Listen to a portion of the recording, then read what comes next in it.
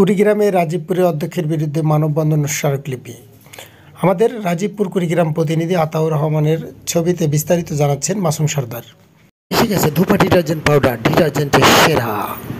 কুড়িগ্রামের রাজীবপুর উপজেলার চর রাজীবপুর আলিম মাদ্রাসার অধ্যক্ষ সাখাওয়াত হোসেনের পদত্যাগের দাবিতে তৃতীয়বার মানববন্ধন ও বিক্ষোভ মিছিল সমাবেশ করেছে বর্তমান শিক্ষার্থী ও প্রাক্তন শিক্ষার্থীরা।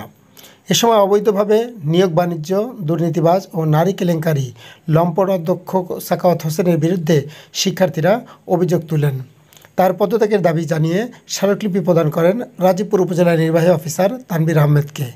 এ সময় উপজেলা নির্বাহী অফিসার তানভীর আহমেদ বলেন, অধ্যক্ষ সাখাওয়াত হোসেনের বিরুদ্ধে তদন্ত করে আইন অনুযায়ী ব্যবস্থা নেওয়া হবে।